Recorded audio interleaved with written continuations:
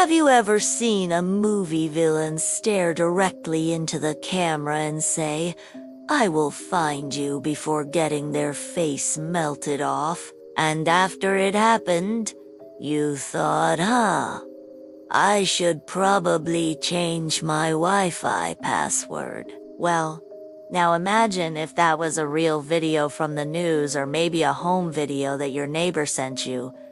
What if your own reflection was out to get you? Because this horror series has become one of the most viral pieces of content since the internet was invented. Alex Kister created the Mandela Catalogue as an analog horror series with only 2 simple rules. 1. Everything must be presented as real, and 2. There can be no fast-paced jump scares. Instead, he uses found footage-style videos mixed with creepy emergency broadcasts to build suspense and terror. But what exactly is the Mandela Catalogue? Why is it so popular? And why does it feel like this thing might be some kind of dark secret that you just stumbled upon instead of a planned piece of media? We think we have those answers. What is the Mandela Catalogue? As I said before, it's an analog horror series, which means that instead of relying on computer-generated effects and high-quality production values, the Mandela Catalogue embraces grainy images and low-fidelity audio to make everything feel more realistic. Even better, it doesn't take long for the Mandela Catalogue to dive right into the plot. In fact, the first video starts the story immediately with a man receiving a disturbing phone call. It is only later that we learn his name is Alex, and he is being warned about alternate versions of himself known as alternate. If this guy doesn't leave town immediately, whatever is out to get him will kill him in a week.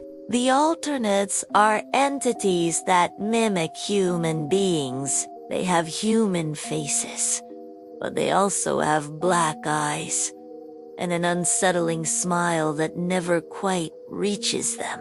This is the uncanny valley horror at its finest. They look like us, but something is off, and it is that slight imperfection that drives us crazy. These alternate characters are not entirely human, but they're definitely not some kind of demon either. They're just unnerving enough to send shivers down your spine. To help us keep track of these videos, a guide appears every few episodes to explain the nature of the alternates and how to avoid them. According to the guides, the alternates have been around since the beginning of humanity, but they were kept hidden until recently. Now they're here to replace everyone on Earth with their own personal doppelganger. Not only would this end all human civilization, but it would also mean that the world would be ruled by imperfect versions of people. Basically, it would be ruled by sociopaths because that's what most people watching this video are. Just kidding. Well, I am a sociopath, but you probably aren't. But most people are kind of jerks in some way. The idea of a world ruled by slightly deranged jerks is terrifying. But what is it about this concept that is so scary? One of the most common fears that we have is the fear of losing ourselves. Whether we're struggling with amnesia in a film or trying to fix our damaged credit score, we don't want to lose ourselves. The concept of the doppelganger is rooted in our fear of losing our identities. Even though the alternate versions of ourselves in this story aren't evil, They're still threatening because they remind us of everything that we might become. We can always be better. We can always improve our flaws, but seeing an alternate version of ourselves who is literally our exact copy makes us realize that we have no excuse. Our flaws are inescapable. The alters are our flaws made physical. As we watch the story unfold, we see more and more clues that point toward a larger mystery. Where did the alternates come from? How did they bypass society and government? Who's behind it all? These questions combine with the realism of the situation to make us feel like we might actually be in danger. At least we hope it's not real. The scariest part about this is that it feels like it could be. It is like a fever dream where you suddenly remember something important that you need to do while you in the middle of doing something else. It feels eerily possible.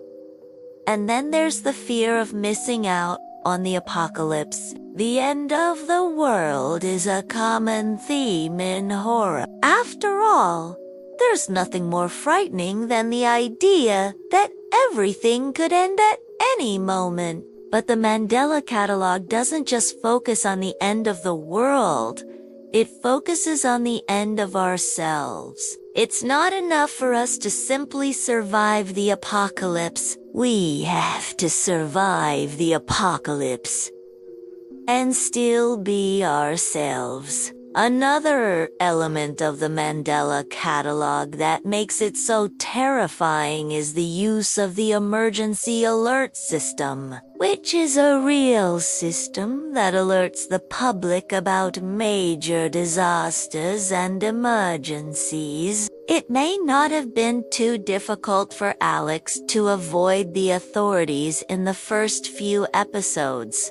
But as time went on and more people started disappearing, it became harder and harder to hide. We start to wonder how long we could survive if we were in Alex's position. And this is where the true power of the Mandela Catalogue lies. It's a test of our survival instincts. It challenges us to think about how we would react if we were in a real-life scenario like the one depicted in the videos. As the series progresses, we begin to see the religious elements of the story. A man named Judge appears and claims that the alternates are demons from hell. He believes that the only way to stop the alternates is to return the artifact that they used to enter our dimension back to where it came from. All of this combines to create a unique brand of horror that hasn't been seen before. Religious and existential horror. The religious horror genre is one that has often been overlooked. After all, most people believe that God is good and wouldn't allow anything bad to happen to them. However, the Mandela Catalogue proves that religion can be a source of great fear. By distorting biblical themes, the Mandela Catalogue creates a sense of dread that is all too real. We've already discussed the idea of doppelgangers as representations of our worst fears and flaws. But the religious aspect adds another layer of complexity to these characters. In many ways, the alternates are like fallen angels. They were once good, but they have now turned to darkness. This is a classic religious horror trope that has been used in films like The Exorcist and The Omen.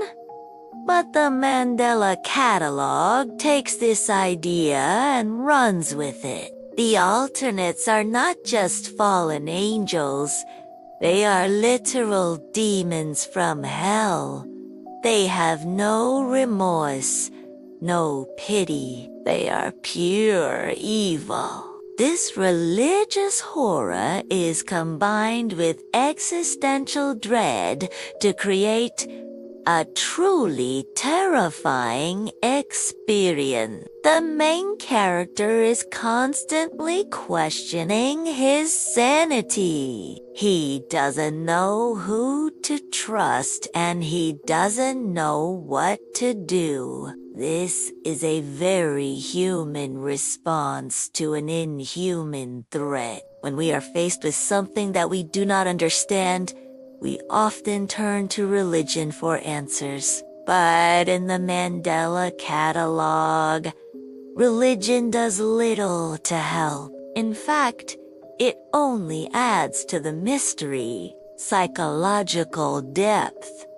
Another reason why the Mandela Catalogue is so scary is that it leaves us feeling paranoid. We start to question everyone around us and wonder if they are who they say they are. Are our friends really our friends, or are they just waiting for us to let our guard down so they can strike? Are our family members really our family members, or are they just looking for a chance to hurt us? We are left feeling paranoid and unsure of who to trust. This paranoia is heightened by the fact that the main character is unreliable. We can't be sure if he is making the right decisions or if he is just another pawn of the game. This makes us question everything we see and hear, and it makes us wonder if we can really trust anything. The Mandela Catalogue is a story about loss. Loss of innocence, loss of self, loss of reality. We are constantly losing pieces of ourselves as we go through life, and this story is a reminder of that. It reminds us that we are all flawed human beings and that we are all ultimately alone. Visual style. The visual style of the Mandela Catalogue is also incredibly important to its success. The videos are shot on VHS tapes, which gives them a grainy, low-quality look that adds to the overall sense of dread. The use of static and reversed speech also creates a sense of unease and suggests that there is more going on beneath the surface. The off-camera tension and distorted audio add to the nightmarish feel of the videos and leave much to the imagination. In conclusion, the Mandela Catalogue is so scary because it plays on our deepest fears, and it does so in a way that feels all too real. The story is well written and the characters are relatable, which makes the horror all the more effective. If you haven't seen it yet, I highly recommend checking it out. But be careful, it's not safe. Now check out. This person has watched every episode of The Twilight Zone. And this is the scariest one. Or check out the most terrifying urban legends from around the world.